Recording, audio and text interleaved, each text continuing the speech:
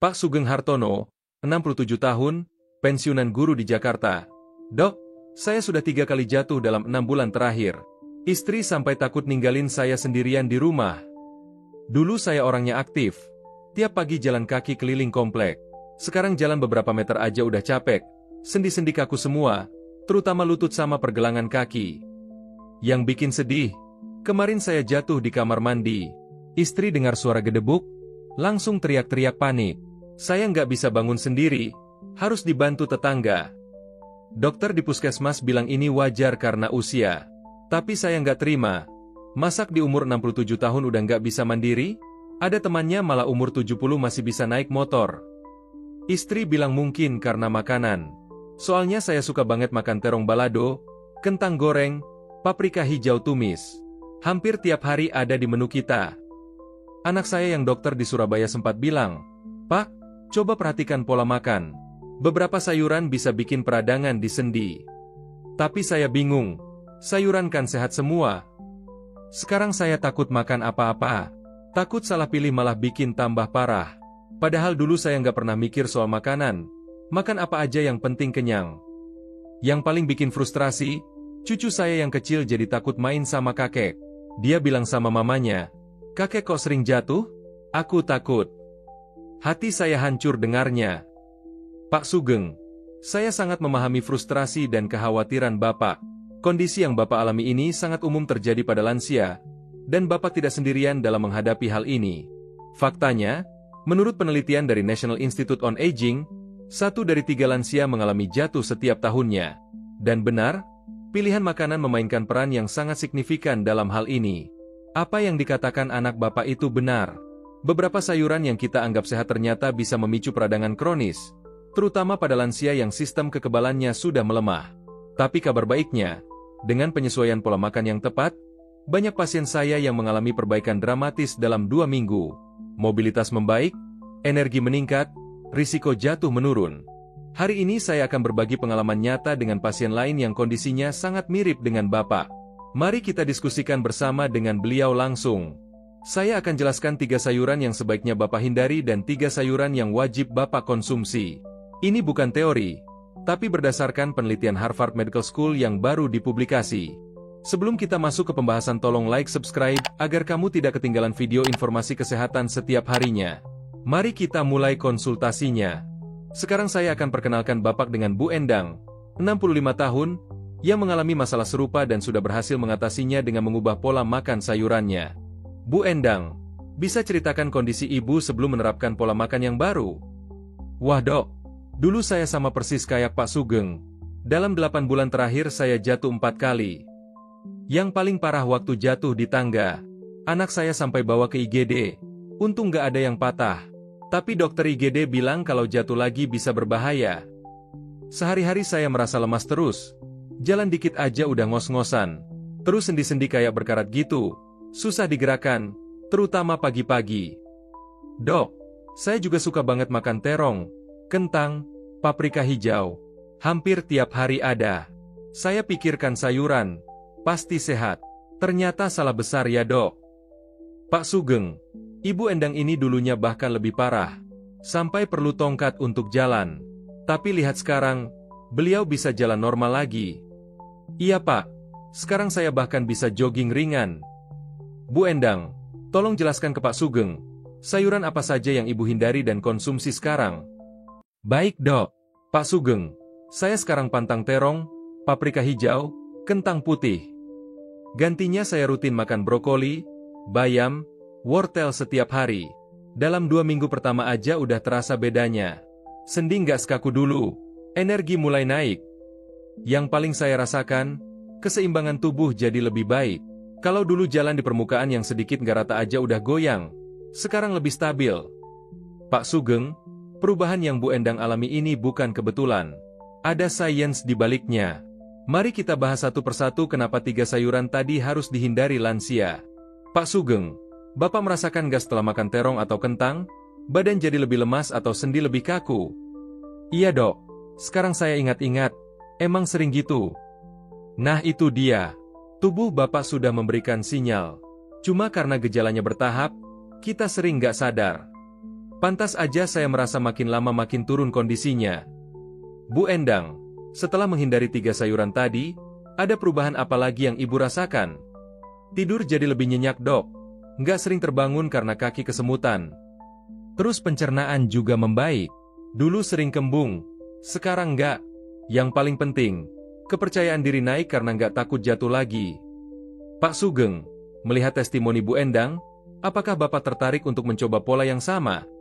Sangat tertarik dok, saya mau mulai dari sekarang juga. Sekarang Pak Sugeng, mari kita bahas detail sayuran pertama yang harus Bapak hindari, terong. Terong mengandung senyawa solanin yang bisa memicu peradangan kronis pada lansia. Dok, saya baru tahu terong bisa berbahaya. Selama ini saya makan terong balado hampir setiap hari. Pak Sugeng, penelitian dari Journal of Gerontology menunjukkan solanin bisa memperparah kekakuan sendi. Sayuran kedua yang harus dihindari, paprika hijau. Berbeda dengan paprika merah atau kuning, paprika hijau mengandung lektin yang mengganggu penyerapan nutrisi di usus lansia. Berarti paprika hijau tumis yang sering saya makan itu salah ya dok? Betul pak, lektin dalam paprika hijau bisa memicu peradangan sistemik dan mengganggu keseimbangan tubuh. Sayuran ketiga yang berbahaya, kentang putih. Kentang putih punya indeks glikemik tinggi yang menyebabkan lonjakan gula darah, memperburuk sirkulasi darah di kaki. Pantas saja kaki saya sering kesemutan dok, ternyata karena kentang goreng kesukaan saya. Tepat sekali pak, sirkulasi buruk di kaki membuat risiko jatuh meningkat drastis. Sekarang mari kita bahas 3 sayuran wajib untuk lansia. Yang pertama, brokoli. Brokoli mengandung sulforafan yang memerangi peradangan dan memperkuat tulang. Bu Endang, setelah rutin makan brokoli, apa yang ibu rasakan? Luar biasa dok, tulang terasa lebih kuat, nggak gampang lelah kayak dulu. Penelitian Harvard Medical School membuktikan sulforafan dalam brokoli meningkatkan sirkulasi darah ke ekstremitas, mengurangi risiko jatuh hingga 40% pada lansia. Pak Sugeng, vitamin K dalam brokoli bekerja sinergis dengan kalsium untuk memperkuat tulang. Ini krusial untuk mencegah patah tulang saat terjatuh. Sayuran kedua yang wajib, bayam. Bayam kaya nitrat alami yang melebarkan pembuluh darah, meningkatkan aliran oksigen ke otak dan otot. Pak Sugeng, pernah merasa pusing atau hilang keseimbangan tiba-tiba? Sering dok, kadang-kadang sampai harus pegang tembok. Nah, itu karena sirkulasi ke otak kurang optimal. Nitrat dalam bayam bisa memperbaiki hal itu. Bu Endang, bagaimana pengalaman ibu dengan bayam? Setelah rutin makan bayam, kepala jadi lebih jernih dok. Nggak sering pusing kayak dulu. Waktu jalan juga lebih stabil. Lutein dalam bayam juga melindungi mata dari degenerasi makula, menjaga penglihatan tetap tajam. Penglihatan baik sangat penting untuk menghindari tersandung. Sayuran ketiga yang wajib, wortel. Beta-karoten dalam wortel melindungi mata dan meningkatkan koordinasi antara otak dan kaki. Dok, saya suka wortel, tapi cuma sesekali makan. Pak Sugeng, wortel harus rutin dikonsumsi. Vitamin A-nya penting untuk refleks dan waktu reaksi yang baik. Penelitian Johns Hopkins menunjukkan lansia yang rutin konsumsi wortel memiliki risiko jatuh 35% lebih rendah karena koordinasi tubuh yang lebih baik. Bu Endang, dengan kombinasi brokoli, bayam, wortel setiap hari, dalam berapa lama ibu merasakan perubahan? 2 minggu dok, sungguh luar biasa cepatnya. Komen berapa umur kamu sekarang? Saya akan kasih tips personal untuk optimasi nutrisi sayuran sesuai usia dan kondisi kesehatan kamu. Pak Sugeng, yang membuat 3 sayuran ini efektif adalah cara mengolahnya. Brokoli sebaiknya dikukus sebentar. Jangan direbus terlalu lama agar sulforafan tidak hilang. Bagaimana dengan bayam dok? Saya biasanya ditumis sampai layu. Bayam cukup ditumis ringan dengan sedikit minyak zaitun. Memasak berlebihan merusak nitrat alaminya. Untuk wortel, bisa dimakan mentah sebagai camilan atau dikukus ringan. Wortel yang dimasak berlebihan kehilangan beta-karoten dan warna cerahnya. Bu Endang, ada tips khusus untuk mengolah 3 sayuran ini? Saya biasanya bikin salad bayam wortel mentah, terus brokoli dikukus 5 menit aja dok. Yang penting Pak Sugeng, konsistensi. 3 sayuran ini harus ada di menu harian, bukan sesekali. Tubuh lansia butuh asupan antioksidan dan nutrisi pelindung setiap hari. Penelitian Mayo Clinic membuktikan lansia yang konsisten konsumsi 3 sayuran ini selama 8 minggu mengalami peningkatan kekuatan otot hingga 25%. Dok, kalau saya lupa makan salah satu sayuran sehari, Gimana? Nggak apa-apa, Pak. Yang penting dalam seminggu tetap lengkap. Tubuh punya cadangan nutrisi. Bu Endang, selain mencegah jatuh, manfaat lain apa yang Ibu rasakan? Tidur lebih nyenyak, nafsu makan membaik, mood juga lebih stabil, Dok. Itu karena 3 sayuran ini juga menstabilkan gula darah dan mengurangi peradangan sistemik. Hasilnya, seluruh fungsi tubuh membaik secara bersamaan. Pak Sugeng, untuk memaksimalkan manfaat, sebaiknya 3 sayuran wajib dimakan bersamaan dengan menghindari 3 sayuran pantangan. Ini yang kami sebut, protokol sayuran lansia. Protokol sayuran lansia itu apa, Dok? Protokol ini dikembangkan berdasarkan riset sehat dalam 2 minggu, menggabungkan nutrisi pelindung dan menghindari makanan pemicu peradangan. Dalam protokol ini, selain 3 sayuran wajib, Bapak juga perlu minum air putih minimal 8 gelas per hari untuk membantu sirkulasi dan detoksifikasi. Bu Endang sudah menerapkan protokol lengkap ini ya? Betul, Dok. Hasilnya luar biasa. Sekarang saya bisa main dengan cucu tanpa takut jatuh. Pak Sugeng, protokol ini juga mencakup waktu makan yang tepat. Brokoli sebaiknya lunch, bayam bisa breakfast atau dinner, wortel ideal sebagai snack sore. Kenapa waktunya berbeda-beda, Dok? Karena setiap sayuran punya penyerapan optimal yang berbeda. Nitrat bayam lebih efektif diserap saat perut agak kosong. Yang juga penting, hindari minum kopi atau teh bersamaan dengan makan 3 sayuran ini. Kafein bisa mengganggu penyerapan vitamin dan mineral penting. Dok, kalau saya tetap makan terong sesekali gimana? Pak Sugeng, untuk hasil optimal, sebaiknya 100% dihindari dulu selama 4 minggu untuk reset sistem peradangan tubuh. Setelah 4 minggu, kalau kondisi sudah stabil, sesekali boleh. Tapi jangan lebih dari sekali seminggu dan dalam porsi kecil. Bu Endang, Ibu sekarang masih pantang total?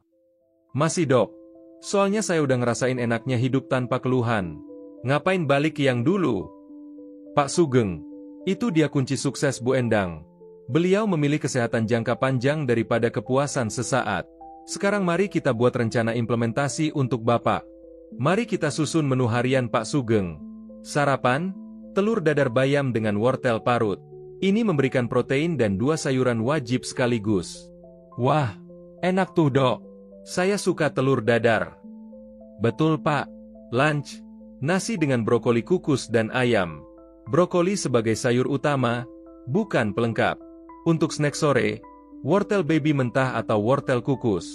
Ini membantu menjaga gula darah stabil dan memberikan asupan beta-karoten optimal. Bu Endang, ada variasi menu lain. Saya suka bikin sup bayam wortel, atau salad brokoli dengan wortel parut. Enak dan praktis, Dok. Dinner sebaiknya ringan. Sup sayuran dengan kombinasi 3 sayuran wajib. Makan malam berat bisa mengganggu tidur dan pencernaan lansia. Pak Sugeng, untuk minggu pertama, fokus dulu menambahkan 3 sayuran wajib. Minggu kedua baru mulai menghindari 3 sayuran pantangan. Kenapa bertahap, Dok? Perubahan drastis bisa shock untuk tubuh lansia. Bertahap lebih sustainable dan mengurangi risiko efek samping. Yang penting, catat di diari makanan setiap hari.